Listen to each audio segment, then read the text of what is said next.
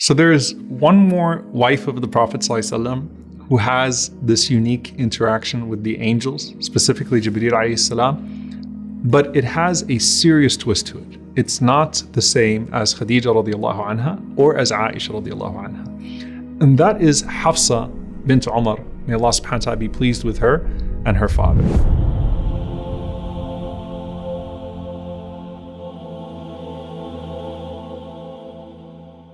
Hafsa radiallahu ta'ala anha has a very interesting story and interaction with Jibreel alayhi salam.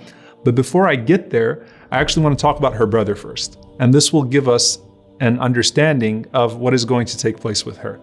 Abdullah ibn Umar radiallahu ta'ala anhuma was of course a great follower of the sunnah of the Prophet ﷺ and was almost identical to Umar ibn Khattab radiallahu anhu. And he was very young when he was around the Prophet ﷺ. And he said that he wanted to have a dream that he could share with the Prophet ﷺ. Why? Because when the Prophet ﷺ would ask people in the mornings to share their good dreams, that was a way of connecting to the Messenger ﷺ. So he asked Allah subhanahu wa ta'ala to give him a dream so that he could share it with the Prophet ﷺ the next day.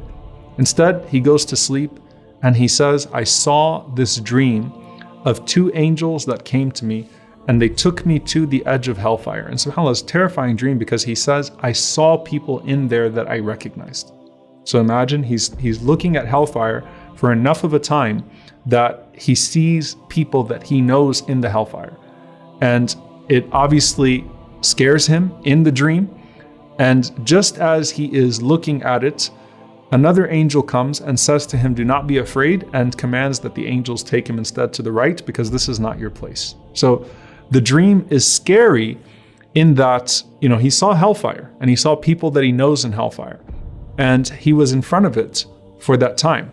But it's also a good dream in the sense that he was spared from it, right? So it's an interesting dream, but it's not the type of dream that he had in mind to share with the Prophet ﷺ after Fajr the way that other companions would share their dreams.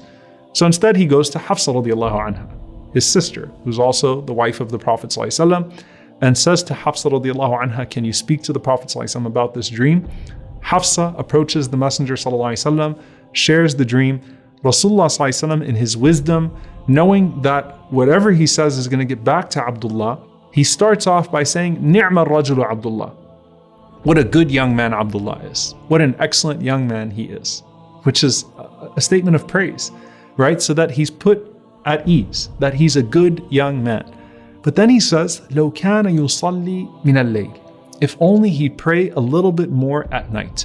So Abdullah is an excellent young man, but Abdullah should also pray some more at night. He needs to pray Qiyamul Layl. Now you can imagine what the nights of Abdullah ibn Umar radiallahu ta'ala anhuma looked like after he heard that from the Prophet ﷺ as a very young man. So his life is going to be distinguished by his Qiyamul Layl as it is in many other ways. Now what does this have to do with Hafsa radiallahu anha?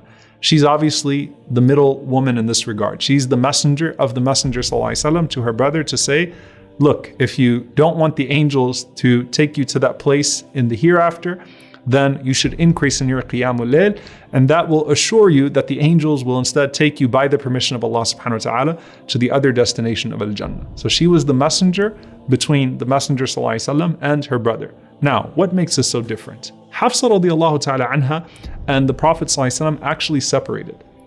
Rasulullah ﷺ actually reached a point of divorce with Hafsa radiallahu ta'ala anha. He was not cruel with her, he did not abuse her, he did not harm her, but the Prophet ﷺ had reached a point where he was going to separate from her. And when the Prophet ﷺ reaches that point, how is this in praise of Hafsa radiallahu anha? Of course, we know Umar radiallahu anhu came and asked the Prophet ﷺ to reconsider, and the Prophet ﷺ was gracious with Umar radiallahu anhu. But the one who came to the Prophet ﷺ to actually convince him was not Umar radiallahu anhu, it was Jibreel alayhi salam. And Jibreel alayhi salam comes to the Prophet ﷺ and says, Ya Muhammad sallallahu alayhi wasallam, Raja Hafsa, take her back. Now, is he going to say take her back because she is the daughter of your companion? Or take her back because of this, that, take her back because of what people will say? No. He says, Ya Muhammad sallallahu alayhi wasallam, Raja Hafsa, take her back, فَإِنَّهَا صَوَّامَ قَوَّامَ, because she is a woman who fasts a lot and who prays a lot of qiyam. وَهِيَ زَوْجَتُكَ فِي الْجَنَّةِ, and I have seen she is your wife in paradise as well.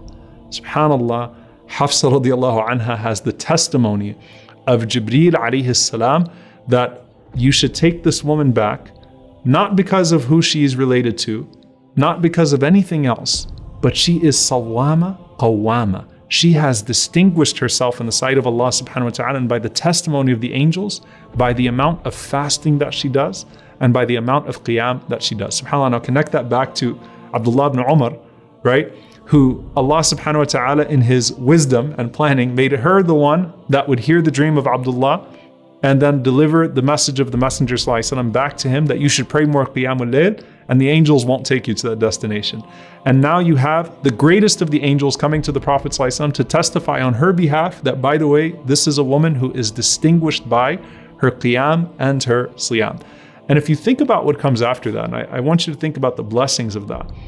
When we go to say salam to the Prophet sallallahu alaihi wasallam, of course the salam reaches him wherever you give it, but when you do ziyarah, when you're in the masjid of the Prophet sallallahu alaihi wasallam, specifically from the men's side, and you stand in front of the grave of the Prophet sallallahu alaihi wasallam and Abu Bakr and Umar radiallahu anhuma, that place that you are standing is actually the house of Hafsa radiallahu anha.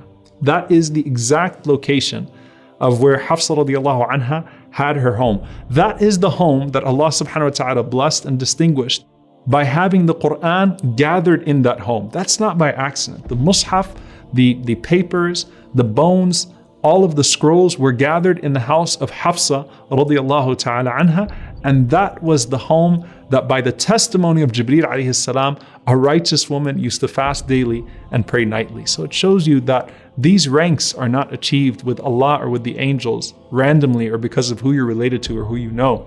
These ranks are achieved by the deeds that the Prophet ﷺ taught us to elevate ourselves until the end of times.